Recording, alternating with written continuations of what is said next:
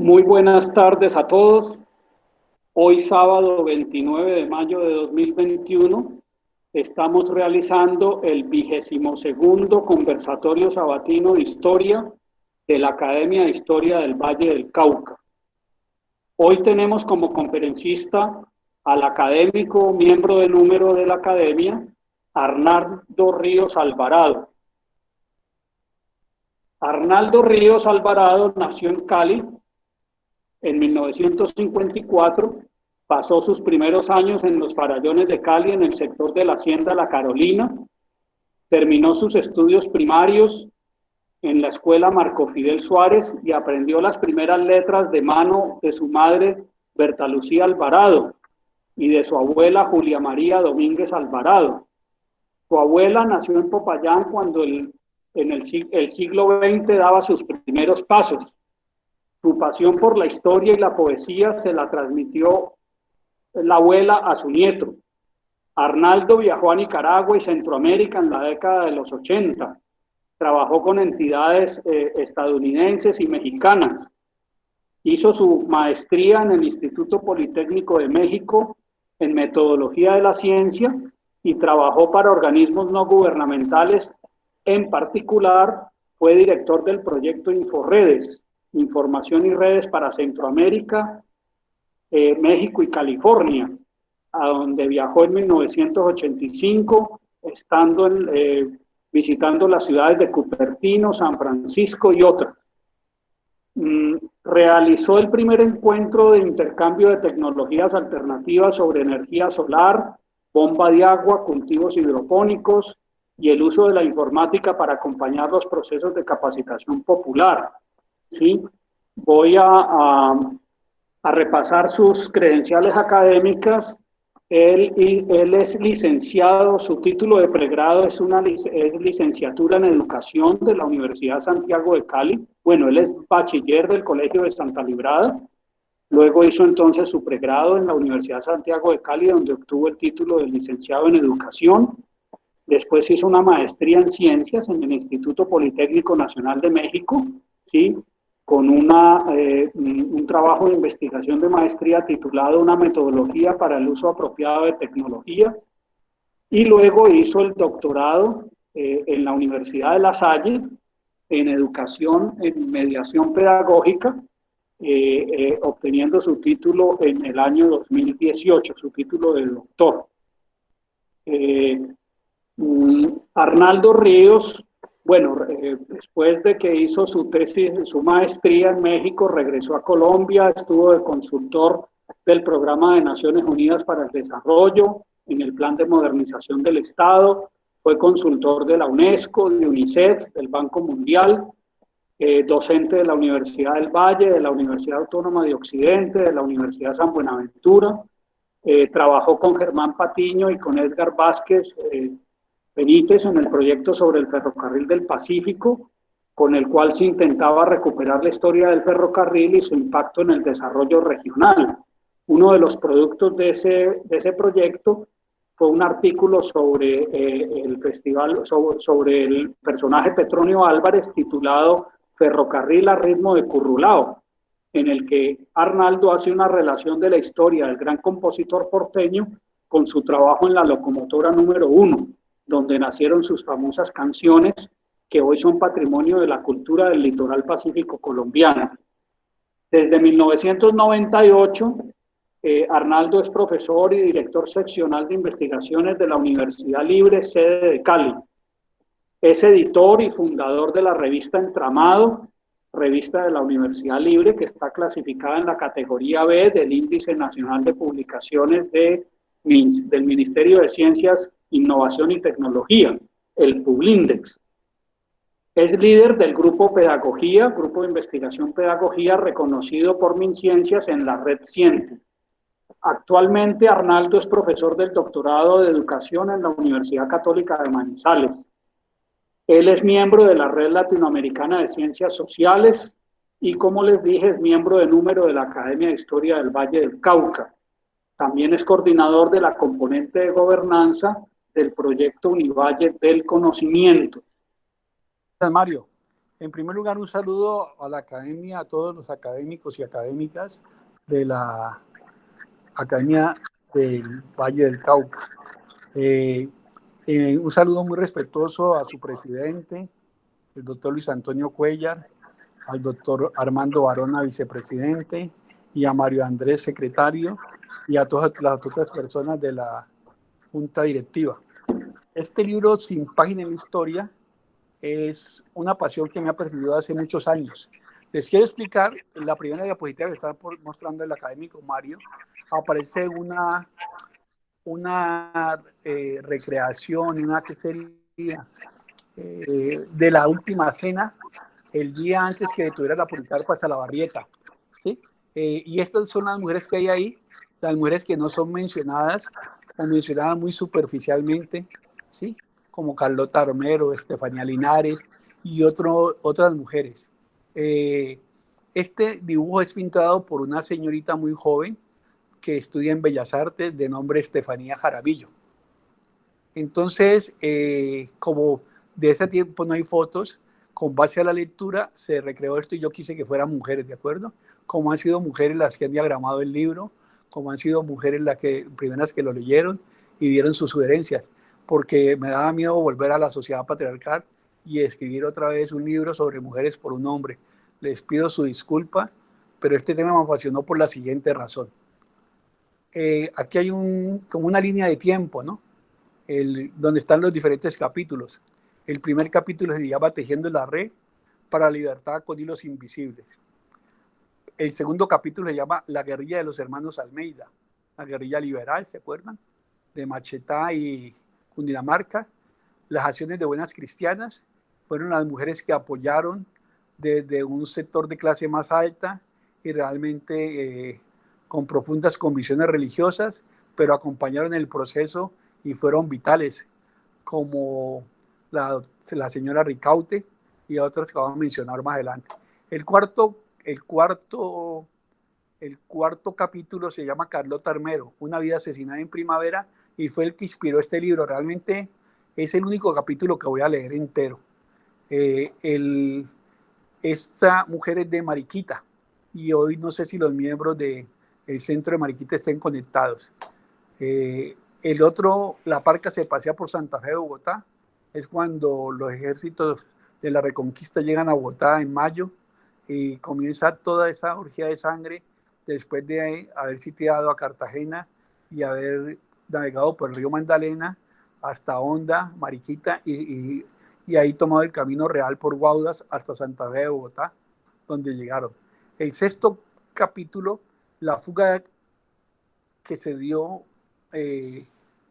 dio origen a la guerrilla de los hermanos Almeida, la que menciona el capítulo 2, y esta es la fuga por la cual Policarpa va a salir detenida porque uno de sus integrantes de la red cae y tenía el nombre de la Pola, que también Pola S, que habían encontrado en una naranja que ellos usaban como correos.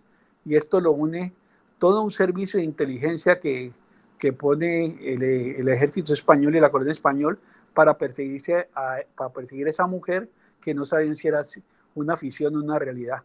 Y luego ese cerco se va estrechando, la muerte cierra un círculo donde nadie lo espera. Cuando ya estaba todo listo para que ellos viajaran a los llanos, cae unos 5 hombres y mujeres de este grupo, encuentran papeles de Policarpa Salabarrieta en general, principalmente una carta dirigida al general Santander, y ahí encuentran la firma Pola S. Y esto se dice, pues, que fue el origen de su captura, donde lo hacen en la casa de la señora Ricaute. Dos espíritus rebeldes que se reencuentran en el capítulo 8 tienen que ver con, no sé si es una ficción o una realidad. Después de revisar tantos documentos, yo pienso que es más realidad que ficción, pero si no, pues es una historia de amor, y las historias de amor siempre son hermosas. Es la historia con Alejo Sabaraín, que tuvo otras novias, dicen, payanesas, que sufrían mucho, y no se sabe si era que trabajaba muy junto con Policarpa o realmente se dio una relación amorosa. Hay textos tanto a favor como en contra, pero yo quise recrear. Luego hay la punta del cordel, que es ese cerco que se hacen los patriotas sobre los españoles, sobre los patriotas, y los van capturando uno por uno hasta llegar a Policarpa Salabarrieta.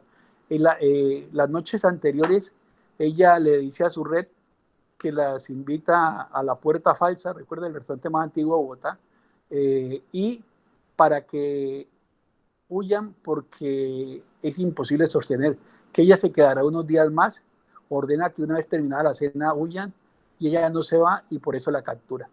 Este es como la línea de tiempo.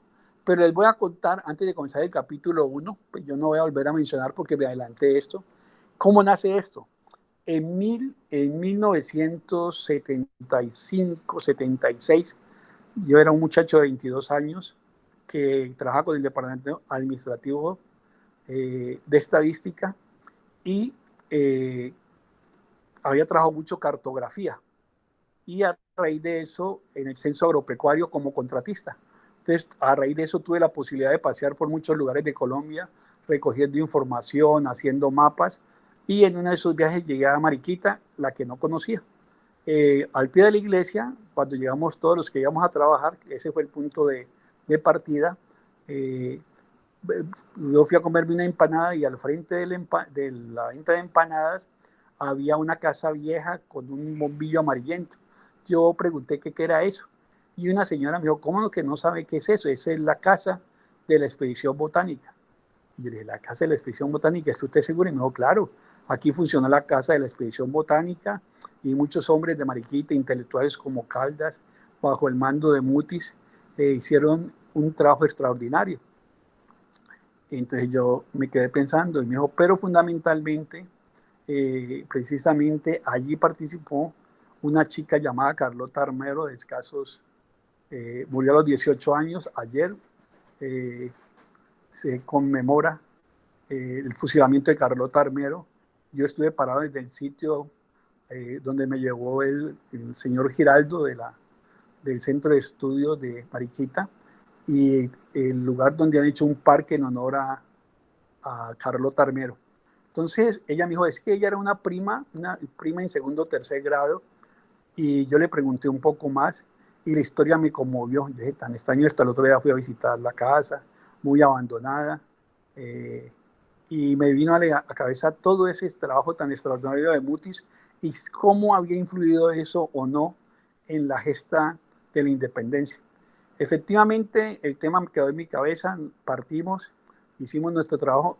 Un año y medio después me quedó en la cabeza un trabajo que yo venía haciendo y que siempre he querido hacer y que he comenzado, e invito a los que quieran trabajar ahí, sobre el papel de las mujeres, primero de las mujeres y los hombres negros, raizales, palenqueros del Valle del Cauca y afro, del Valle del Cauca, perdón, en la lucha de independencia, porque muchos de ellos realmente eran la fuerza de combate. Y entonces, viendo eso, dije, hombre, yo quiero escribir el papel, más que de los hombres, me gustaría escribir primero el de las mujeres, porque nunca se mencionan más los hombres. Bueno, los hombres negros tampoco se mencionaban mucho, ¿cierto? Pero las mujeres negras mucho más. Había menos mención de ellas. Ahí comienzo a leer y me reencuentro con Policarpa Salabarrieta, con las conversaciones de mi abuela, y voy comenzando a estructurar, y me doy cuenta que ella es la que coordina esa red, pero que lo de Carlota Armero, descontextualizado como una sola biografía de ella, se perdía el sentido de totalidad. Entonces me propongo reconstruir, y otra vez en México busqué unas cosas en el archivo de Lecumberri y fui reuniendo papeles. Pues no sabía para qué. Durante 40 años reuní papeles cada que pasaba por Mariquita, por Honda, por Guau, y guardaba papelitos. En febrero, el febrero que comenzó la pandemia, yo tenía clases en el doctorado de Manizales y me volé. Literalmente cogí 3 días antes y me fui para Mariquita. Allá estuve recogiendo, hablando con el cura de la iglesia, visitando el monumento de Quesada, el fundador de Bogotá. Ahí estuvo mucho tiempo su tumba. Es más, ahí hay una réplica. hablé con el cura, traté de buscar partida, porque hay una discusión o una conversación, pues, que algunos dicen que es muy seguro que ella fuera de Mariquita. Los textos dicen que es de Guadalajara, pero esto no ha salido, ¿cierto? Todavía. Yo creo que más que todo se debe a Estefanía Linares más que a Policarpa.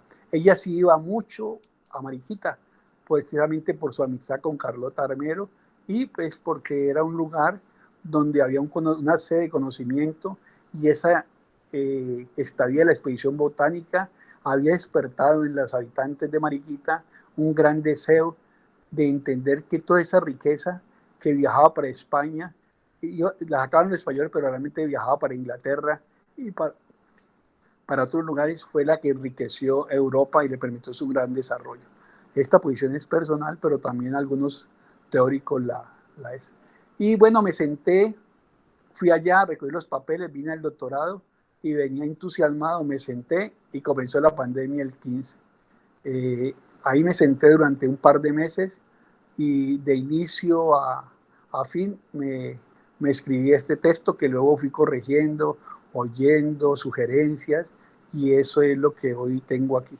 Esa historia es buena porque no es un problema de ahora, era una deuda que yo tenía conmigo mismo y de recoger esto.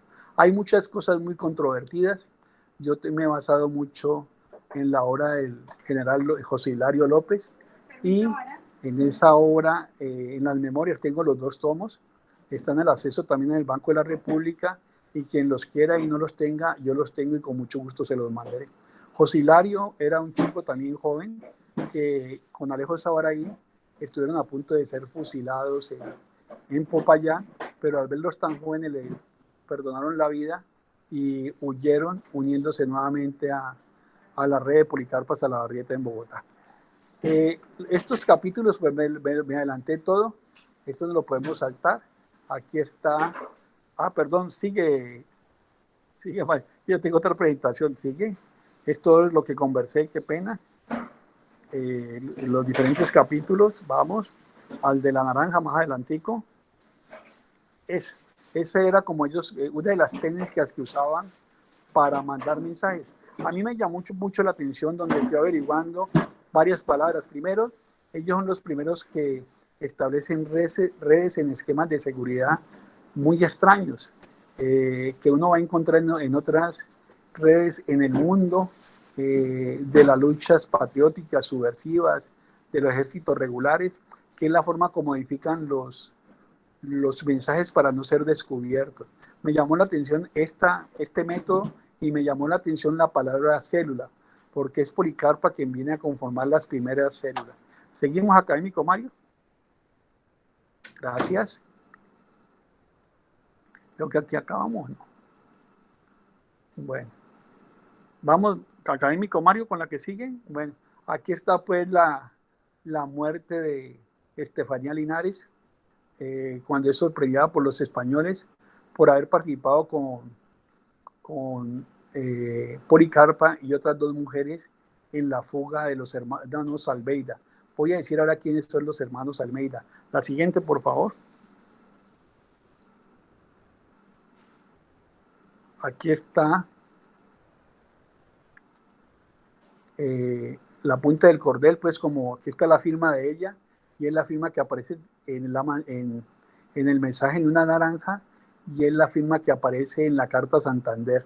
Entonces, cuando ella la detienen, ella no niega, ¿sí? Y aquí comienza pues su juicio que termina en su fusilamiento. La siguiente, académico. Esta es pues la última cena, cuando le pide a todas las mujeres que abandonen Bogotá, se los ordena esa misma noche. Ella se queda y es arrestada unos días después con su hermano Viviano. Bueno, ¿listo? Entonces, comencemos el asunto. No sé si están contextualizados. Académico Mario, ¿cuánto tiempo tengo?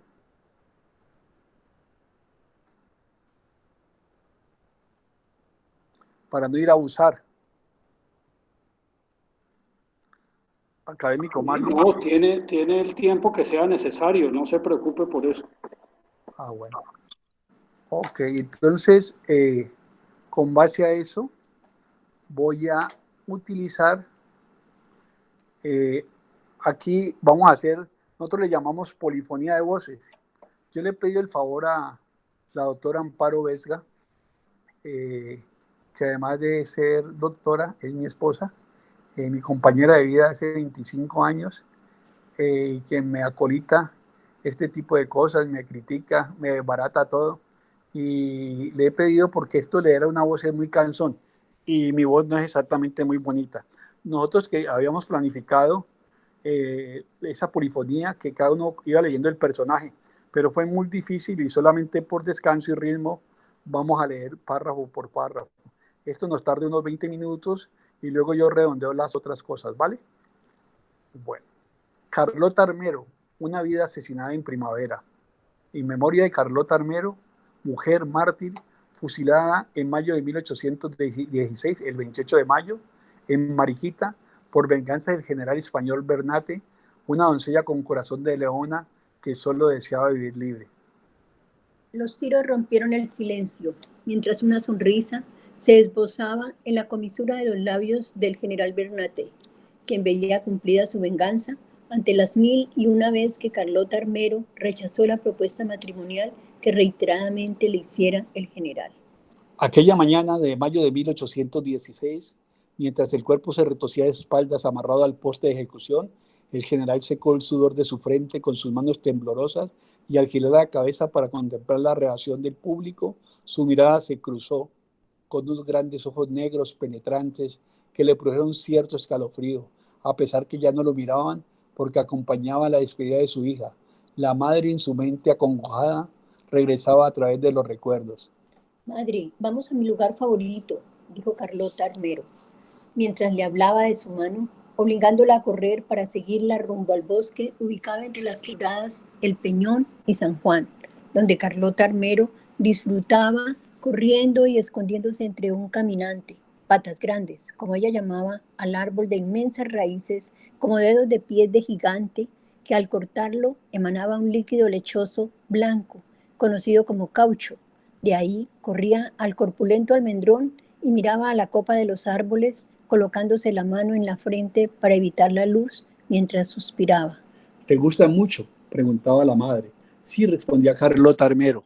Parece una persona gigante y tierna que nos arropa con sus hojas e inmensas ramas. Y continuaba corriendo para detenerse frente a las flores que estaban junto al árbol de Malagueta o llamado Bayrún, el de los aromas misteriosos, como las colonias que usaba su padre y que todavía tenía en su memoria, a pesar de haber muerto hacía 2 años, recién ella había cumplido los 5. Parecía que trataba de recordar, en medio del aroma de árboles, el olor de la piel saturada de colonia de su padre, como antídoto de la memoria contra el olvido.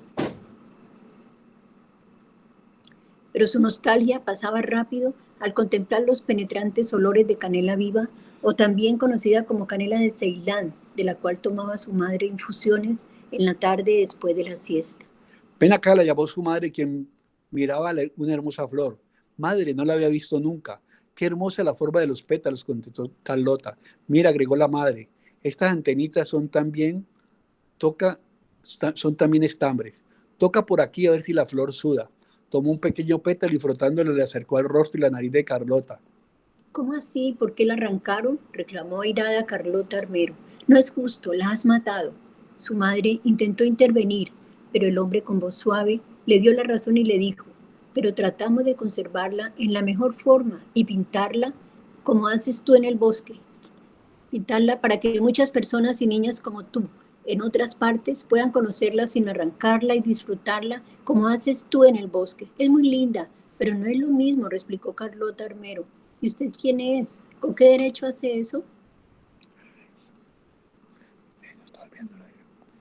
El hombre sonrió y extendió la mano. Mucho gusto, soy Salvador Rizo Blancanota, pintor y mayordomo de la expedición botánica. ¿Qué es la expedición botánica?, preguntó mientras su madre se acercaba sonriendo y colocando su mano en el hombro. La expedición botánica es un grupo de hombres y mujeres bajo la dirección de José Celestino Mutis. Estamos recorriendo estos territorios para registrar todas las plantas, los árboles y las minas para saber qué riqueza y variedades hay. ¿Y para qué hacen eso? ¿Para llevarse las plantas, el oro y la plata? Salvador no respondió. Hizo una seña y apareció un joven con varias láminas en la mano. Las colocó sobre un caballete, al tiempo que decía: soy José Luciano de Lújar, nacido en Santa Fe de Bogotá hace 12 años. Soy un aprendiz de dibujo botánico.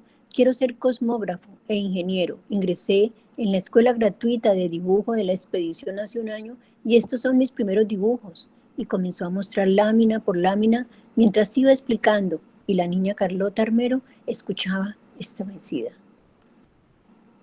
Desde ese día nació una gran amistad entre Carlota Armero y José de Lújar. Este joven de escasos 12 años tenía un abuelo y un padre brillante en la investigación química. Las conversaciones en torno al dibujo llevaron al diálogo sobre las riquezas en la región y poco a poco la chispa de rebeldía se fue incendiando en los dos corazones. El 10 de julio de 1810, José Luciano de Lújar, después del grito de independencia, se alistó en el Cuerpo de Milicias Nacionales e inició su corta pero brillante carrera militar. Se incorporó al batallón auxiliar comandado por el brigadier Antonio Baraya y a los 16 años tuvo su nombramiento como ingeniero militar y cosmógrafo. En 1813 fue asignado bajo el mando del brigadier Simón Bolívar e hizo parte de la llamada Campaña Admirable, donde fue ascendido a coronel con el mismo campo de batalla. Sin embargo, la suerte le fue adversa y las derrotas hicieron retirar las tropas bolivarianas a Cartagena, donde llegó en noviembre de 1814, siendo nombrado comandante general de la plaza por poco tiempo porque fue hecho prisionero y enviado al destierro por ser seguidor de Bolívar. Una vez llegó a Kingston, consiguió cómo regresar con apoyo y pertrechos para el bloqueo, pero su nave naufragó y perdió la vida. Una juventud para la libertad. Sentada debajo del árbol de caucho, en uno de los dedos del tierno gigante, estaba leyendo una carta de su amigo José Luciano de Lújar, que había marchado a Santa Fe y con quien seguía intercambiando cartas sobre plantas y política, en medio de las furiosas batallas de la campaña Admirable. En la carta le contó que el brigadier Simón Bolívar en persona lo había ascendido a coronel en pleno campo de batalla. Pero también le escribió de sus tristezas y derrotas, cómo le había tocado llegar a Cartagena, pero a pesar de los recibimientos, el recelo contra Bolívar crecía y los peligros contra todos sus seguidores acechaban. Ella, por su parte, le contaba que la población había tomado una mayor participación gracias a la expedición botánica y a la conciencia sobre los recursos, las minas de oro y plata y la riqueza de plantas medicinales que se llevaban los españoles para sus guerras contra Inglaterra y para sostener su maltrecha economía. Toda su riqueza fluía para un mundo que no conocían. La situación generada 5 años atrás con el grito de la independencia, dado primero en Santiago de Cali, el 3 de julio de 1810 y posteriormente en Santa Fe, el 20 de julio y en otras ciudades, la inconformidad reinante y la lucha en los últimos años entre federalistas y centralistas, más el avance de las tropas españolas en tierra americana, marcaba un diciembre tenso, lleno de protestas, reuniones, conspiraciones y vigilancia, mientras se preparaban los platos navideños. En ese ambiente, Carlota Armero se disponía a armar el pesebre navideño de 1814. Ese diciembre se propuso hacer uno especial. Al terminar, después de varios días, su madre y su tía se quedaron mirándola fijamente y le preguntaron: ¿pero por qué habéis hecho eso? ¿Qué es? Has puesto a un general español como Herodes. Están persiguiendo a los indios y poniendo a cargar a los negros e indígenas pesados fardos. Eso no es un pesebre, reprochó la tía. Su madre la miraba esperando una explicación, lo cual Carlota Armero conocía perfectamente. Al ver la forma como cruzaba los brazos a la altura del pecho, pero tomó aire y armada de valor respondió: ¿acaso no recuerdas la historia del pesebre navideño? Explícamela, replicó la tía, mientras la madre continuaba impasible con los brazos cruzados, sin quitarle la mirada indulgente, pero firme. Carlota Armero volvió a tomar aire y lentamente comenzó a explicar que el pesebre navideño se remontaba a San Francisco de Asís, ese sacerdote que, próximo a morir, decidió la celebración de su presentida y última Navidad con creatividad y gracia. Decidió representar en forma viva y dramática el nacimiento del niño Jesús en un potrero, Buscó ayuda de sus amigos y con cada uno de ellos interpretó el personaje asignado a aquella noche decembrina. La madre y la tía la seguían atentas y en silencio, lo que aprovechó Carlota Armero para tomar una bandeja con 3 platos de dulce, ofrecerlos a su tía, quien lo rechazó, y a la madre, que tomó uno de los pequeños platos sonriendo. Entonces continuó Carlota Armero. Desde esa noche, las personas de los pueblos acordaron replicarlo cada año en sus casas. Sí, pero eso no son los personajes, insistió la tía. Es verdad, pero también es cierto que el pesebre plasma la injusticia y la pobreza de un pueblo, del cual otros se aprovechan, igual que los españoles con nosotros. Sacan el oro y la plata por esos túneles hasta San Sebastián de Mariquita. No queda nada. Si pudieran, arrancarían los árboles con los frutos, las embarcarían por ríos y mares. Por fortuna no pueden, pero eso no significa que no querían, respondió Carlota Armero. En esas estaban el 22 de diciembre de 1814, cuando escuchó el alboroto en la plaza junto a la Casa de la Moneda. La gente agolpada declaraba a la provincia de Mariquita como independiente. Un año más tarde se ratificaría San Sebastián de Mariquita como estado independiente de cualquier otro gobierno que no sea elegido legítimamente por los pueblos. La fiesta duró ese diciembre y se prolongó hasta la segunda semana de enero de 1815, cuando comenzaron en medio de la resaca los preparativos para la convención de Honda.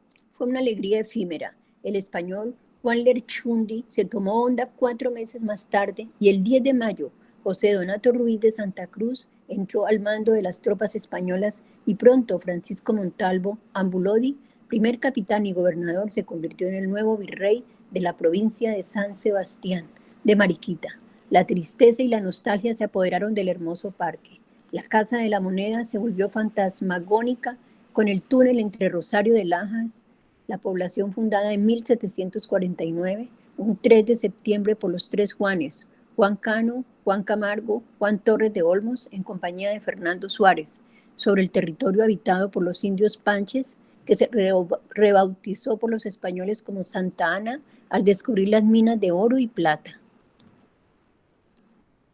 El principio del fin. La desventura de conocer al general Bernate. Todo se fue marchitando. Una tristeza colectiva se apoderó de la región y el túnel se llenó de miedo, historias y muertos. La tragedia comenzó a cernirse sobre Carmel Armero, aquella tarde en que el general Bernate la descubrió danzando en medio del bosque mientras aspiraba el olor de la canela que flotaba entre sus manos. Al sentir el ruido, un caballo dejó de bailar y fijó su mirada afinando el oído. Todo estaba en silencio hasta que escuchó a sus espaldas aquella voz que retumbaba con firmeza en el bosque. En todo sois hermosa, oh reina mía. Por vos vive mi alma en gozo y fiesta. Si pregunto a los cielos quién es esta, la zarza que en el fuego no se ardía, altísonos responden, es Carlota, que estuvo en el peligro, solo puesta y venciendo a la culpa, asaz funesta de la salud del mundo atrajo el día. El general Bernate sonrió, pero solo recibió por respuesta una pregunta. ¿Por qué sabe usted mi nombre, general? El hombre volvió a sonreír mientras respondía. Por la misma razón que sabe usted que soy general. Tengo prohibido hablar con extraños. Ella le respondió mientras se escabullía rumbo a la casa por un sendero por el cual el caballo no podía transitar. Una mañana después de una noche con un poco de fiebre, Carlota Armero fue despertada por la atronadora voz y se sintió tan molesta que tomó pluma y papel para redactar una misiva. Mi querido y caro amigo José Luciano de Lullana, recibe mis más altas consideraciones de aprecio. Sin más preámbulos, paso al problema que me atormenta. Ya no soporto un minuto más a este Tyrannus Melancolicus, sirirí sin rumbo fijo que mañana, tarde y noche, cual aprendiz del oro, como sonámbulo en las noches, repite poemas que a mi pesar he memorizado de tantas las veces que le he oído. Sus versos y sus finos pero fingidos modales comienzan a producirme mucho de fastidio. Te envío los poemas que el general Bernabé me ha entregado en papel lacrado con fina caligrafía para que después de leer puedas darme tu sabio consejo. Con el aprecio de siempre, un sincero abrazo, Carlota Armero. Meses después, José Luciano Villar le escribió la que sería su última carta antes de perder la vida en un naufragio. Querida y recordada Carlota Armero, nada y nadie es más necio que un hombre enamorado, no correspondido. Es más tranquila el alma, es más tranquila un alma en pena que el orgullo las más de las veces lastimado por el rechazo de una hermosa dama, que puede conducirlo a un odio atroz e incontrolable. Pero vamos al asunto en cuestión que me consultas. He consultado y revisado en detalle con mi tío Fausto, que vivía en México y es un experto en literatura y poemarios sobre el posible origen de estas letras, y él recordó al instante haberlas oído alguna vez. Al insistir, lo ha encontrado. Una mañana vino a mí para leerlo en voz alta, en su versión original, de la cual solo se ha alterado una palabra, en el romancero del siglo XIV, de un poeta de nombre Juan Toledo, también conocido como Francisco, quien lo escribió hacia 1575 en el Valle de México. Carlota Armero salió. Te envió el poema original dedicado a la Virgen y el verso donde el plagiador dice: Altísimo responde de Carlota. El original dice: Altísimo responde de María. Mi dulce amiga, debes conseguir cual gavilana, no la hembra del gavilán, sino la hermosa Neurolovena lobata o planta de quinina contra las fiebres y otros males como el revuelto estomacal, que padeces por las imprudentes audacias del general Bernate, para que por fin tu tormentoso tirano sus melancólicos tome otro rumbo. Atentamente, José Luciano Duyar. Carlota Armero salió corriendo a sellar con su desafío una sentencia de muerte. Llegó a la plaza del pueblo, donde se reunía la tropa en horas de la tarde, y encaró al general Bernate, quien estaba rodeado por su tropa mientras ensayaba declamando un verso más para su amada. Giró y se encontró con Carlota Armero, quien le demandó: ¿es usted tan galante de declamar por millonésima vez el poema que dice ha escrito para mí? No digo que he escrito, lo afirmó, precisó el general y agregó: lo he escrito solo para ti, después de declamarlo con los ojos entrecerrados por el deseo desbordante de su cauce. Yo no afirmo, pero sí le informo, cortó Carlota Armero y agregó: usted es un embustero. Este poema no lo ha escrito usted, porque es un poema escrito a la Virgen María. Aquí he copiado varias veces el original para que todos vean su engaño y su mentira. General de pacotilla, terminó diciendo mientras arrojaba papeles al aire y corría rauda para refugiarse en la casa de la expedición botánica. El general Bernate la siguió con su mirada rabiosa, mientras la soldadesca rumoraba burlonamente sobre los dotes de escritor fallido del general Bernate, quien en medio de la vergüenza, con rabia, urdió su venganza contra Carlota Armero. Sin conocer con causa cierta, la acusó de reunirse y conspirar contra el rey y la corona, de trabajar para derrocarlo y traficar para los jesuitas con especies de la expedición botánica que estaban en el jardín botánico, además de construir pesebres navideños herejes donde se burlaba el nacimiento de Jesús en Belén e intentaba analizar la fe del hombre y mujeres de Dios. El fallo no se hizo esperar. Carlota Armero ha sido hallada culpable. Será fusilada la mañana del 28 de mayo de 1816 a las 10:30 en la plaza central del pueblo como escarmiento para herejes, conspiradores y tergiversadoras del nacimiento de Jesús en Belén, ofensas contra la corona, su rey y un general representante del representante de Dios en la tierra, quien reúne todas las cualidades que solo un hombre puede tener y han sido negadas por mandato divino a la naturaleza femenina que está para servir, agradar y obedecer las órdenes de todo hombre sobre la faz de la tierra. Comunícase y cúmplase. Pasaron exactamente 60 eternos segundos, tiempo que tardó la madre en recorrer los 18 años de vida de Carlota Armero. Aquella mañana de 1816, mientras el cuerpo se desplomaba lentamente a tierra después de la descarga de fusilería, en medio de los espasmos y convulsiones de la muerte. El general español Bernate secaba con sus manos temblorosas el sudor copioso de la frente, gritándole en la cara a la madre de mirada profunda y fría: se ha hecho justicia por la afrenta que he sufrido. No se puede desairar un general, un soldado real y mucho menos un hombre de Dios. La madre de Carlota Armero avanzó hasta quedar a escasos centímetros de la cara del general Bernate y le respondió con voz firme, retumbando en la plaza: la sociedad que usted dice representar, esa corona y ese rey nunca han otorgado derechos a las mujeres, y peor aún, ese Dios que usted invoca se ha usado siempre para discriminar, pero yo llevaré en mi corazón el orgullo de una hija que no doblegó el corazón ni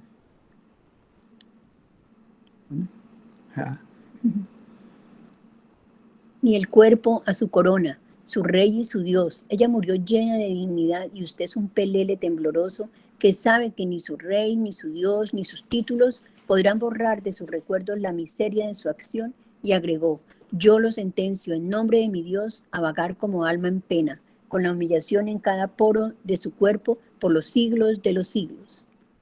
Bueno, este es el capítulo con el cual esto nace y luego toma forma para quedar como capítulo 4. ¿Por qué esto? Ahora sí yo voy a leer, no puedo leer todo. El libro lo tendrán ustedes en pocos días, estará en la biblioteca y les voy a ir hablando y de pronto leyendo pedacitos que me interesan, ¿sí? Parrafitos. Eso voy a dedicar el resto del tiempo que sigue.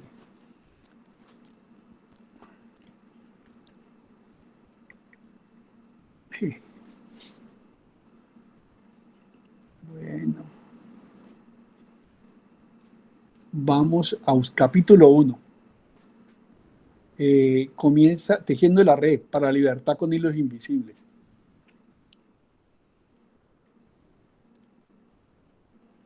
La mujer, nuestros antepasados la consideraban inferior al hombre y nosotros la consideramos igual. Dios la ha dotado de gran perspicacia y sensibilidad y ha puesto en su corazón fibras delicadísimas, cuerdas sensibles a todo lo noble y elevado. El patriotismo, la admiración y el amor hacen obrar esas cuerdas, y de ahí resulta la caridad, la abnegación, el sacrificio. Si así no fuera, las damas de la provincia de Tunja, ante cualquier caridad y abnegación, me descubro con respeto, no habrían podido realizar el milagro que todos palpamos. Simón Bolívar. Esa frase de Simón Bolívar es con la que comienza el capítulo 1, y aquí se relata el fusilamiento de Policarpa Salabarrieta, que también evoca los recuerdos cuando el verdugo la empuja, pero ella, mientras estaban en todo esto, se estaba riendo, entonces no podía entender de qué se reía ella. Y ella en su cabeza dijo que había recordado aquella mañana en la plaza de Machetá de octubre de 1812, cuando en torno a una mesa reconoció a Viviana Talero. Entre los pensamientos no pude evitar volver a sonreír de las ocurrencias mientras degustaba un vaso de chicha de maíz. La otra, una hermosa señorita llegada de Mariquita, del nombre Carlota Armero, sobria y seria, pero de rostro amable, que hacía contraste con el rostro impasible y la seriedad de la tercera mujer, Josefa Guerra, que permanecía en silencio frente al fino humor de las dos mujeres. El verdugo no pudo comprender su risa y la empujó con brusquedad sobre el banquillo, pero María Policarpa Salabarrieta Ríos ya no estaba ahí. Sus labios saboreaban la chicha en los pueblos del páramo, mientras oía la voz de Viviana Talero, que parecía hablar para toda la plaza. Es la bebida preferida por arrieros, elixir de los dioses de maíz, que al molerlo y mezclar cada taza con 5 de agua, agregarle un tanto de miel y guardarla en estas hermosas ollas de barro, mientras señalaba la tinaja sobre la mesa, algunas tapadas, otras enterradas, remató mientras daba un largo sorbo. Después de unos días produce un éxtasis divino. A medida que la risa de las mujeres se acrecentaba, la cara de Josefa Esguerra se tensionaba con cada frase, y con el pasar de los minutos, observaba de un lado a otro, se levantaba y caminaba mirando hacia las montañas próximas en dirección a las aguas termales de los volcanes, y volvía a sentarse impacientemente. Repitió varias veces la rutina, mientras María Policarpa Salabarrieta Ríos la miraba de reojo, y al darse cuenta de su alteración propuso tomar un pequeño desayuno. ¿Qué tal una changua?, prosiguió mientras miraba alrededor. De acuerdo, hay para escoger, le interrumpió Viviana Talero, quien entre risas y brindes con gestos teatrales mencionó: ese lunes es día de mercado. En la plaza encontraréis desde panecillos hasta reses, y claro, ni más faltaba la chicha de maíz. En esas estaban cuando se acercó doña Micaela Sacristán, la dueña del negocio, una lugareña que se ufanaba con gran orgullo de ser descendiente de Miguel Sacristán, su tatarabuelo, hijo de Tomás Sacristán y Micaela, al cual pertenece en Machetá el honor de tener la segunda partida de bautizo firmada por el reverendo sacerdote Cristóbal de Omarca. Doña Micaela, sacristán siempre amable, sonriente y servicial, ilustraba cada palabra con un discurso pletórico de precisiones y anécdotas. Mis queridas señoritas, ya es hora de cenar, de cambiar la chicha por un delicioso desayuno. Les puedo ofrecer caldo de gallina con una deliciosa arepa, pero también hay unos deliciosos tamales recién preparados, todavía están humeantes, agregó señalando el fogón. ¿Conocen ustedes, mis queridas señoritas, la historia del tamal? No respondieron al unísono. Me lo sospeché, pero hoy la aprenderán. El tamali es el nombre original en lengua náhuatl, quiere decir envuelto. Nos lo enseñó el abuelo cuando regresó de un viaje a México y nos explicó mientras lo hacía. Tienen como base la masa de maíz que luego se rellena de chiles, frutas, carne de pollo, pavo, res, vegetales, salsas y se le pueden agregar sal o dulce según se apetezca para finalmente envolverlo en hojas de la misma mazorca, colocarlo en una olla para hervirlos y de ahí pasarlos a la mesa. Acto seguido colocó una bandeja de barro con una docena de tamales humeantes a todos los sabores.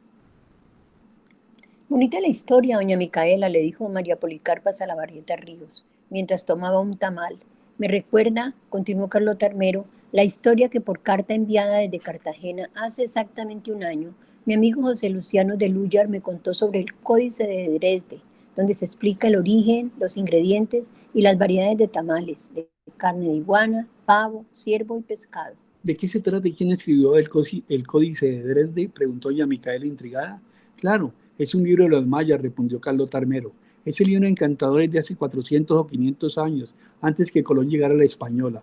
Además de la información sobre comidas propias, tiene también información sobre eclipses, la órbita de Venus, los movimientos y sus movimientos. Una de las partes más interesantes es la relacionada con la serie lunar de los eclipses, lo que tenía más contento a su amigo José Luciano Lúyar.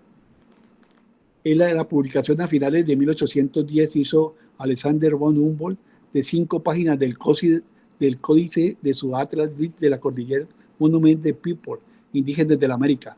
Vaya, vaya, qué erudición de señorita, prosiguió doña Micaela. El desayuno corre por cuenta nuestra.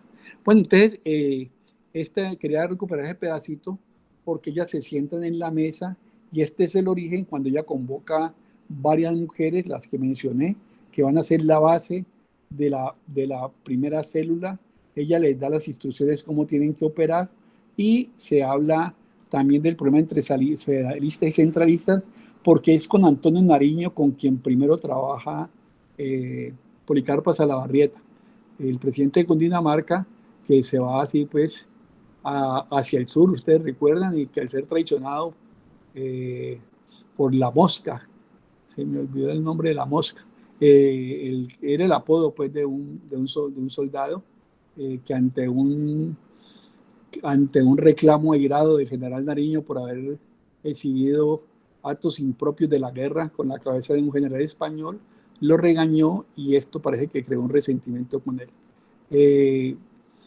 Y se da una pequeña discusión entre ellas sobre el problema del federalismo y el centralismo y sobre la necesidad de que no es el problema principal, que Antonio Nariño cree que el sistema ideal es el federalismo, pero que las condiciones actuales requieren un sistema centralista porque la necesidad de la patria de reclutar soldados, de reclutar provisiones y tener una estrategia frente a los españoles, así lo exige.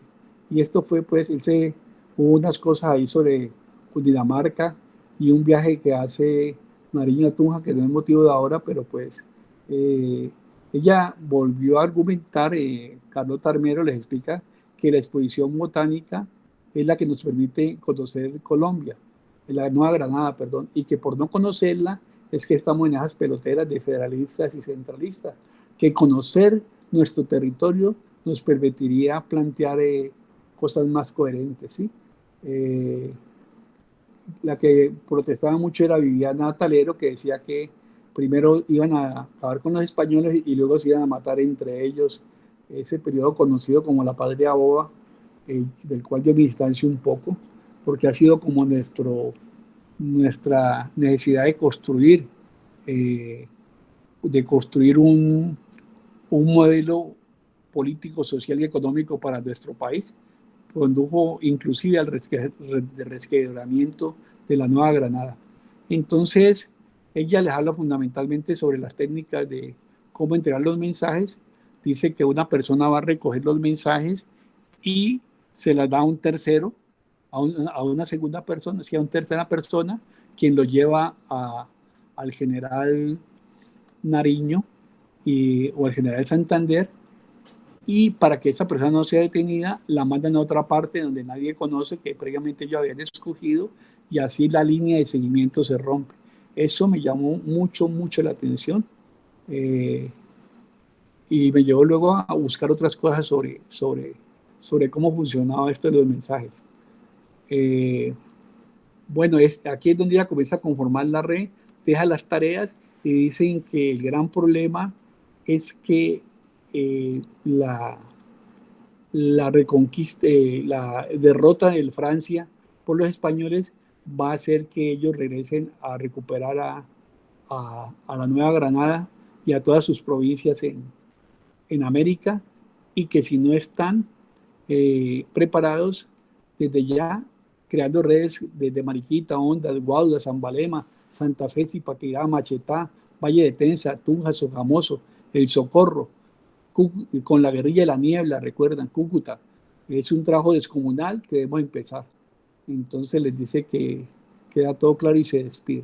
Allí pues ella va a ser citada por los hermanos Almeida, quienes con quien Nariño eran de confianza y trabajaban juntos con este círculo, quien piden que Ambrosio, que la conocía desde 1810, le pide que ella sería la persona que estaría al, al, al mando, al frente de esta organización. Ambrosio Almeida, que era una familia pudiente con su hermano y con la madre de ellos, él había participado en el Cabildo Abierto que se llevó a cabo en Pamplona, y eran uno de los firmantes, lo cual lo ponía en una situación muy difícil. Ellos llegan ahí, se encuentran, charlan, y después de tomar chocolate con queso, se despiden. Igualmente, piden reunir información junto con Juan José Neira y Vicente Almeida, el otro hermano, de cuáles eran los movimientos de los españoles. Entonces, esta es la primera tarea que le queda a ellos, y les dice que deben crear redes de escucha cuando lleguen los españoles para poder sabotear el ejército y sus instituciones. Que cuando la situación sea muy difícil, se concentrarán sus fuerzas en las montañas. Entonces terminaron, y ella llega a la reunión y diciendo pues cómo es una urgencia que parte del general Nariño, que la ha llevado a reunirse con la gente en el Valle del Tensa del capítulo anterior, y en Machetá, donde charla con las mujeres que hablamos ahora. Y ella dice que hay que construir redes en Santa Fe y unir esas con las del Magdalena, y por este hasta Cartagena, con el sur del país a través del río Cauca, uniendo Cartago, Toro, Buga, Palmira, Cali, Popayán. ¿Sí?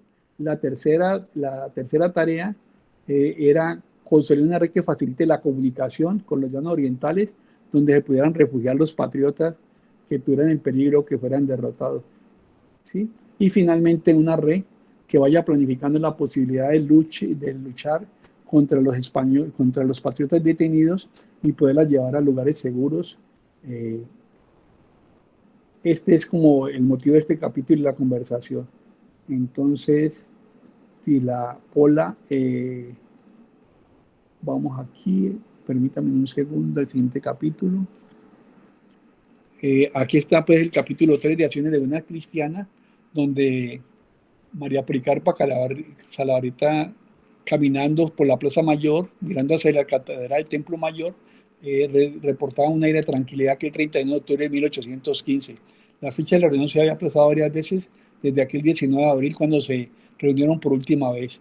El avance de los españoles era demoledor sobre Cartagena sitiada, con más de 6.000 personas muertas. las defensas eran pulverizadas y el ejército español avanzaba fuertemente sobre el norte, sobre el camino por Honda para llegar a Santa Fe de Bogotá, el camino real. ¿Sí? Bueno, este es muy chistoso, pues un poco irónico, porque Carlota Armero le lleva un folleto de acciones para bodas cristianas con una pequeña cruz y un rosario dibujado a colores. Lo coloca sobre la mesa. Viviana Talero, que era un poco reactiva, dice que ahora la van a catequizar y agrega con tono de ironía. Ahí está la clave, interpretó Carlota Armero. Le dice que acerque el hoja en blanco a la vela, que estaba encendido, y ahí estaban como las instrucciones. Y les explica, rezando en latín, levantando la voz en latín y rezando el Kyrie eleison, ¿recuerdan? Oremus, grati Antoine, Quesemon, no lo voy a leer todo, y entrega ese mensaje, pero en la mesa enseguida habían unas mujeres que se sienten muy acogidas para, por la fe de las chicas de al lado, y también comienzan a contestarles en latín, eh, Mater Creatoris, Mater Admirabilis, Mater Salvatoris, Mater Purissima, Mater Amabilis.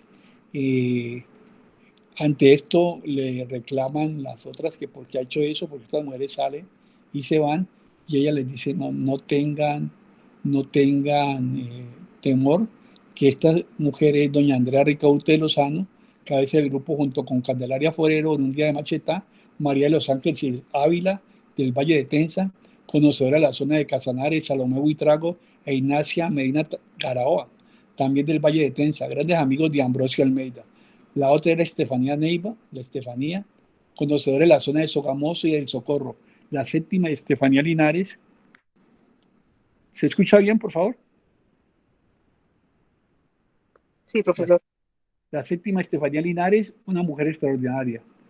Eh, Estas mujeres tenían como tarea la página 13 de las acciones de buenas cristianas, donde estaba destinado eh, cómo podían reunir información a través de instalarse en casas de mujeres como Antonia Ricaurte, de costureras, que necesitaban saber escuchar y saber entender el método de filtrarse en las familias españolas, eh, y aprovechar razones ideológicas, económicas, morales, religiosas, amorosas o personales para conseguir información que de otra forma no darían, y efectivamente esto lo hace. Y aquellas personas que indudablemente eran las más difíciles y las más fáciles, unas estaban convencidas que pensaban que tenían la razón con la información que tenían, había que hacerlos caer en cuenta que efectivamente estaba con su razón, y una vez ganada su confianza, eh, era muy fácil utilizar para confirmar lo que se deba confirmar. Este es otro pedazo que también me llama la atención. Bueno, aquí se le deja su tarea a cada uno, y vamos al capítulo cuarto, precisamente ella se despide aquí y les dice que las mujeres salieron en pareja con su folleto contra el pecho como ángel de la guardia. Eh, y como de costumbre, la Poli y Carlota Armero tomaron en la dirección sur, conversando animadamente. Sería la última vez que la Pola vería con vida a Carlota Armero. Su sonrisa y las palabras de aquella noche quedarían grabadas para siempre. El cuarto capítulo fue el que leímos completo en honor, el día de ayer, a la conmemoración del fusilamiento de Carlota Armero. Vamos a pasar al siguiente capítulo rápidamente. La Parca se pasea por Bogotá. Aquí llegan a una hacienda que se llama La Cantera, los hermanos Almeida con otros hombres, para hacer un trabajo pues en la región de Macheta, y reciben la noticia del fusilamiento y asesinato de Carlota Armero, como fue fusilada por el español. Acongojados, tomaban tinto había una especie de toque de que en la noche eran muy celosos los españoles con quien circulaba, y en esas estaban y no se dan cuenta cuando llegan, cuando llegan a los españoles y los detienen a todos. Ellos le dicen que son ganaderos, que trasladan ganado y que negocian ganado, pero no les creen y se los llevan a todos. La madre de los Almeidas, al pasar tantos días, que era una mujer pudiente, dijo que la única esperanza era María Policarpa Salabarrieta Ríos, y que era que sabía cómo que la contactaran. Le dice a doña Antonia Ricaute. Ella efectivamente en un mensaje manda una naranja manda el mensaje: nos tienen en Santo Tomás, vencer o morir. Eso va el siguiente día, lo recibe Policarpa Salabarrieta, marcha inmediatamente a Machetá y se reúne el 3 de octubre marcha a Machetá y se reúne con las personas para liberar a los hermanos Almeida. Y deja la tarea uno que consigue a José Festerra que consiga el lugar donde esconderlos cerca de Machetá. Ella llevará el dinero para sobornar al cabo Pedro Torneros y él hará lo propio con los guardias de turno. Hacen todo eso y les muestra las naranjas. Cuando le preguntan que cómo ingresar el dinero, les muestran las naranjas y ellas los van a apretar, están en una bolsa, dicen que no la aprieten, y efectivamente en el fondo de la naranja, perfectamente tapada, iban las monedas de oro para sobornar a los guardias. El problema era que los guardias, ellos le han hecho una especie de seguimiento y preferían las naranjas y los dulces. Ellos preferían los dulces y las colaciones a las naranjas, pues por el frío del lugar, ¿cierto? Y entonces las naranjas al fondo y encima iban dulces. Cuando ellos llegan, los militares toman, perdón un segundito, los militares toman las naranjas, los dulces y las colaciones, perdón, y el cabo interviene para que no toquen las naranjas, a lo cual le pide que las regale. Y efectivamente en eso logran entrar el 12 de octubre, cuando los españoles estaban perfectamente organizados en la fiesta del 12 de octubre. Entonces, es importante cómo ella viste a Estefanía Linares y a Carlota Armero de la misma forma. Y dicen que esperen ahí, que esperen ahí en el pueblo de Machetá, que lleguen las personas que van a llegar, y ellos deben conducir de allí a la finca donde están escondidos.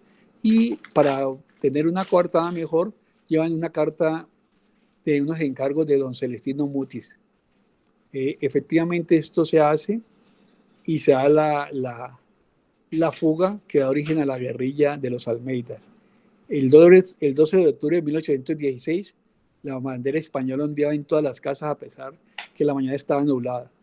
María Policarpa Salabarrieta llegó en compañía de Viviana Talero y Estefanía Linares. Cada una llevaba un canasto con vianda y ropa para visitarlos. Se colocaron discretamente una tras otra en la fila encabezada por la Pola sin conversar. La fila se movía con lentitud por las mañas e indecencias de los guardias para revisar. Cuando estaban por llegar a la puerta del cabo Pedro Torneros, se dirigió el soldado Juan Santibáñez ordenándole: tráeme esas tres, las quiero revisar personalmente. El soldado fue por ella, la revisó, miró el canasto, miró los dulces, miró las naranjas y le dijo que hiciera lo mismo, pero él iba a meter la mano bruscamente y el cabo lo regañó. Los tres canastos quedaron a la vista, sobresalían los dulces y al fondo las naranjas que el general le pidió se las dejara. Y efectivamente ellos entran a la visita, les dice que a las 12 se acaba la visita. Van, cuando la visita acaba, habían llevado una réplica de los uniformes, de un uniforme, y con una espada que era de palo. Y cuando suena todo, los guardias comienzan a evacuar el lugar y allí sale vestido perfectamente Juan José Neira, y los hermanos Almeida salen vestidos acompañados de todas las personas como si fueran guardias que estuvieran sacando a la gente.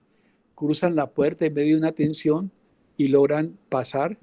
El guardia cierra las puertas e inmediatamente Carlota Armero los dirige hacia un par de cuadras, perdón, Carlota Armero no, José María Josefes Guerra. Acuérdense que Carlota Armero ya había sido fusilada, y los visten de otra forma con ropa de la expedición botánica y los mandan a una visita de la expedición botánica.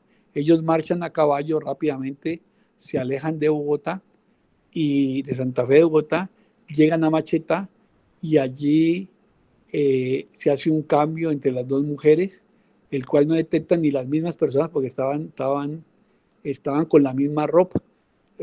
Una mujer se para, va al baño, va como hacia el baño, hacia la cocina, en ese mismo la otra que la va a reemplazar y que va a llevarlos hasta la finca se para, se sienta con ellos, Estefanía, y los conduce a la finca, ¿cierto?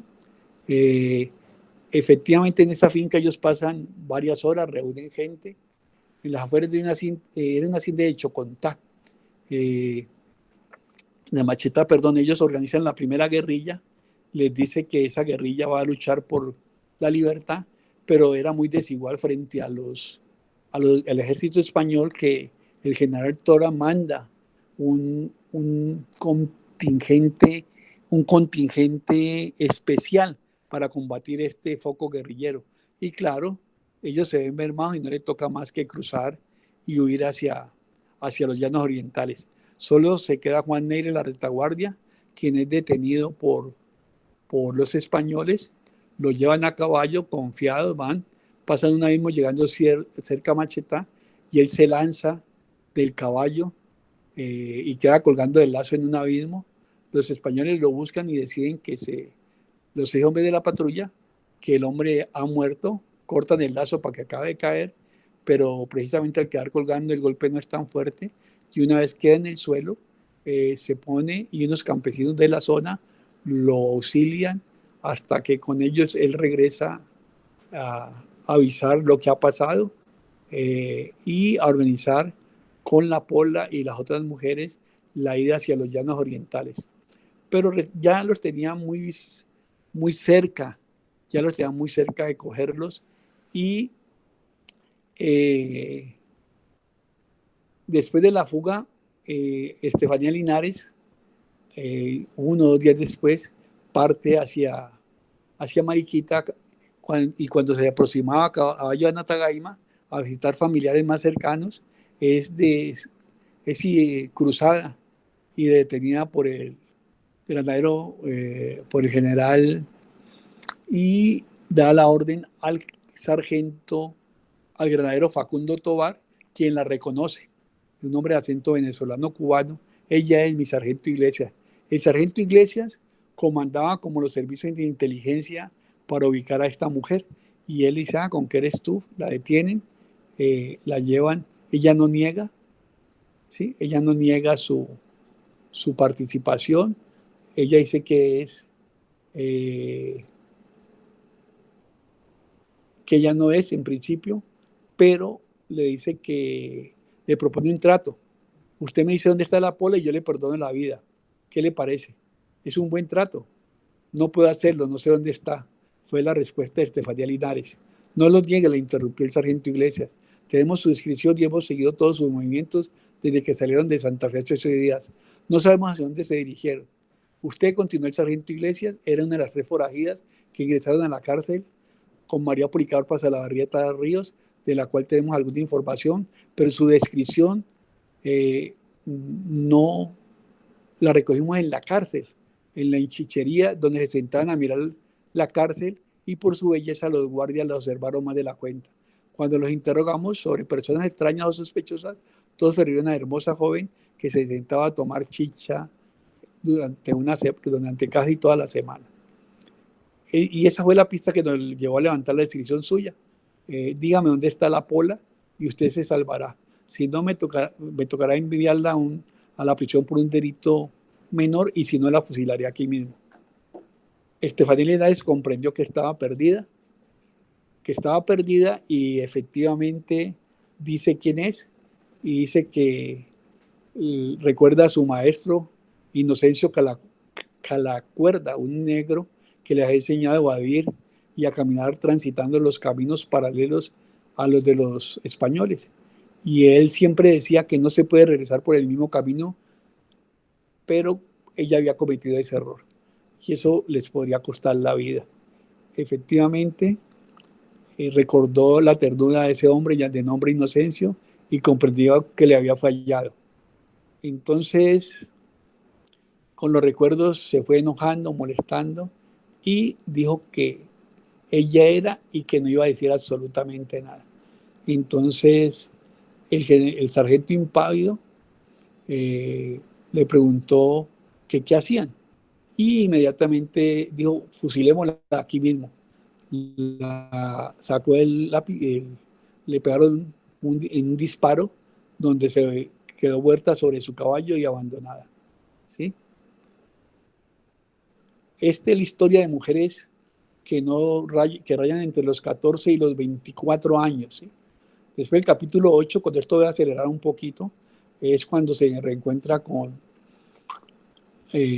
Alejo Sabraín y comienza él a explicarle los problemas que hay. Él iba con el sargento Arcos del ejército español que quería dar información y quería pasarse a la causa patriota, porque recuerdan que esa fue una de las formas de penetración. Pero el sargento no entiende que pongan a una mujer, que eso es cosa de hombres, y entonces le explica a Alejo Sabraín que el gran problema es que esa señorita es la jefe y él es mejor que le ponga cuidado y ella toma las decisiones y él no puede interferir. Ella le explica que si le dice la información del ejército español, van al otro día a que seas sargento, pero del ejército de la independencia. El sargento queda convencido, da la información y hay aquí una escena entre Policarpa y Alejo Sabraín. El sargento, ¿dónde cogen a Policarpa? La punta del cordel del capítulo 9. Él estaba malhumorado, pero recordó, un soldado le recuerda que generalmente había ido a hablar a unos españoles, a unos soldados españoles de una mujer que los visitaba con frecuencia y que unos habían huido, pero que otros estaban ahí. Al ir a la prisión inmediatamente hacen confesar a uno de los soldados que se reunía con ella, so pena de asesinarlo si no habla. El soldado Juan Egidio, quien en medio de pálido le dice que sí, que había una señorita que le llamaban Gregoria Apolinaria. Y ella insistía que pronto el Ejército Libertador, así llaman ellos al ejército que comanda el general Bolívar, nos explicaba que una vez nos pasáramos al ejército, seríamos fusilados cuando los tales patriotas llegaran a Santa Fe en pocos meses. Esto se ha puesto una relación, lo hacen confesar, y cuando huían hacia los llanos el 28 de octubre, indudablemente le tienden una celada a Alejo Sabraín y otros hombres, los detienen y los hacen confesar. Pero le encuentran fundamentalmente una carta al general Santander, otra vez unos mensajes con la firma Pola S. Y esta Pola S coincidía con la misma firma. El sargento dice que el sargento Iglesia que comiencen a vigilar todos donde hacen tejidos, telares, los talleres de costura, y así efectivamente ubican a Policarpa, y aquella noche en casa de la señora Ricaute es detenida con su hermano Viviano. Lo llevan pues al lugar y ella les hace una réplica impresionante sobre el problema de la libertad, y es exactamente donde permite su detención. Ahí está en detalle pues todo cómo los españoles también trazan esto también. A raíz de eso hace la última cena, les dice que vayan todos a cada lugar, a las mujeres, y que tienen que ir esa misma noche. Ellos viajan a sus lugares, Policarpa se va, y esa noche, cuando llega a su casa, ya la estaban siguiendo, son detenidos, trasladada hasta la casa de Tora, y para celebrar el Consejo de Guerra el 10 de noviembre de 1817. En la tarde llegó la respuesta del gobernador Juan Sámano, y el sargento Iglesias le hizo leer en voz alta para aumentar la poli los 6 detenidos. En nombre del rey de España, como gobernador y comandante militar en Santa Fe, convoco para el día 10 de noviembre de 1817 a las 10 de la mañana al Consejo de Guerra contra 1. María Policarpa Salabarrieta Ríos y o Gregoria Apolinar La Pola. 2. Su teniente Alejo Sabraín. 3. Manuel Manrufo. 4. Antonio Suárez. 5. Francisco Arellano. 6. Sargento Juan José María Arcos. 7. Juan Manuel Díaz. 7. 8. Antonio Galeano. Y 9. Joaquín Suárez, para ser juzgados por traición a la patria, por infidencia y espionaje. Comuníquese y cúmplase. Aquí la llevan al lugar de detención. Ella se enfrenta con fiereza a los españoles. Esto está contado por José Hilario López, que a raíz de lo de Popayán y de su idea de Popayán, dejó en libertad, es reclutado por el ejército español, y le tocaba vigilarla. Lopecitos, como le decía Policarpa Salabarrieta, no sabe qué hacer con sus amigos ahí detenidos, y efectivamente le pide al general, al superior cubano-español que lo quite de allí, porque él no es capaz, que tiene muchos sentimientos de amistad por esta mujer, y son amigos que le han ayudado, que eso es todo.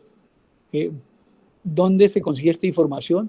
20 años más tarde, en Roma, en audiencia con el Papa Gregorio XVI, José Hilario López, recordó aquel día del mes de noviembre de 1817, cuando finaliza la audiencia con el Papa, cuando finaliza la audiencia con el Papa, que muestra simpatía después de escucharlo expresarse en italiano. Descendió de su trozo y tomándolo del brazo le dijo: caro mío general, mi querido general, estoy muy contento porque usted habla ya italiano. Ahora sí podremos entenderlo mejor y conversar alguna vez sobre esa remota región de las Indias Occidentales, y principalmente de Colombia, de la República de Colombia, por la cual he tenido fuertes simpatías. Mirándolo fijamente, le soltó una pregunta que conmovió sus entrañas. ¿Cuál es el recuerdo que usted permanece fiel en su memoria de la guerra contra los españoles? Su cabeza le daba vueltas y los recuerdos llegaban como oleadas de un mar embravecido que, estando en calma, parecía hubiera sido conmocionado por un tsunami. Tomó aire y respondió con cortesía: son varios, su excelencia. El primero, la gratitud de una santa mujer llamada Antonia, mujer esclavizada heredada de mi padre, que trabajó de sol a sol y noche y día sin descanso, para con el producto de sus labores y vigilias sostener a mis 2 hermanos menores, procurándoles techo, comida y cuidado, junto con los primeros conocimientos escolares durante más de 6 años. A mi regreso a Popayán en 1823, recibe los informes y, con lágrimas en los ojos, la abraza, nombrándola su segundo madre. Yo creo que estos son algunos elementos para entender por qué José Hilario López va a ser quien en 1851 de la libertad a los esclavos, la ley de libertad de los esclavos. Y le dice que cuál es el segundo. Dijo que el otro recuerdo que me conmueve mi corazón es sobre una joven mujer patriota extraordinaria, de quien tuve el honor de ser su amigo. Su nombre fue María Policarpa Salabarrieta Ríos. La vida me hizo testigo de primera línea cuando fue fusilada una patriota asesinada cuando tenía escasos 22 años. Terrible acto, murmuró el Papa, pero no fue solo eso, expresó desordenadamente el general José Hilario López. Fueron decenas de mujeres, todas ellas en la flor de su juventud, y hoy casi están en el olvido. Eso me causa un profundo dolor en mi corazón de patriota. No puedo olvidar los días y los días que siguieron a esa Navidad sangrienta de 1817. Pero cuénteme qué pasó, insistió el Papa. Fue una cadena de acontecimientos funestos, fortuitos y sangrientos, pero fundamentalmente donde se perdió el honor militar y se mancillaron los más altos ideales de la civilización y de la humanidad, explicó José Hilario López. La Pola fue capturado con base en información encontrada por amigos previamente detenidos y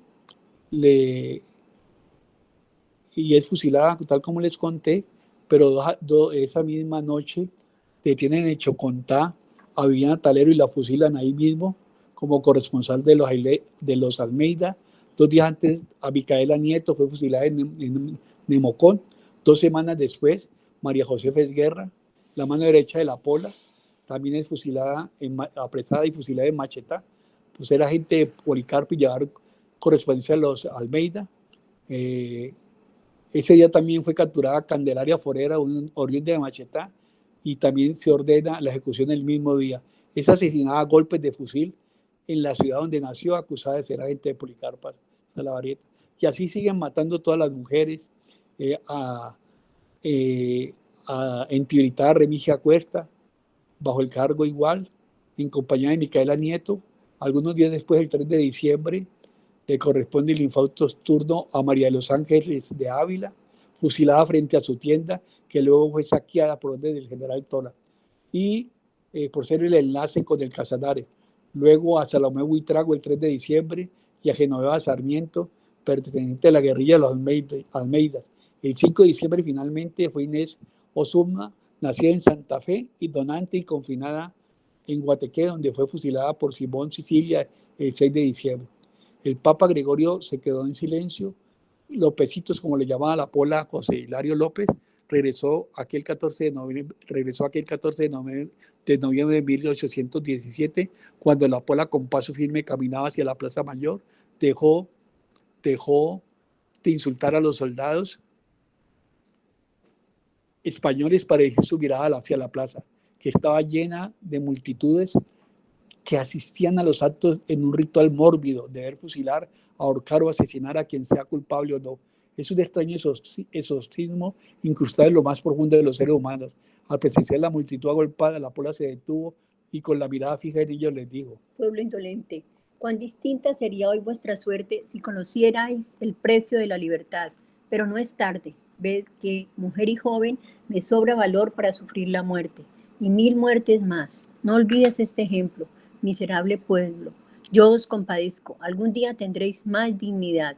Muero por defender los derechos de mi patria, pero no os preocupéis. Mirad qué mujer y joven me queda valor para aguantar esta muerte y 1000 muertes más. No olvidéis este ejemplo. A continuación, giró hacia los soldados del pelotón de fusilamiento diciéndoles: viles soldados, volved las armas a los enemigos de vuestra patria. Llegada al pie del banquillo, volvió otra vez los ojos al pueblo y dijo: miserable pueblo, yo os compadezco, algún día tendréis más dignidad.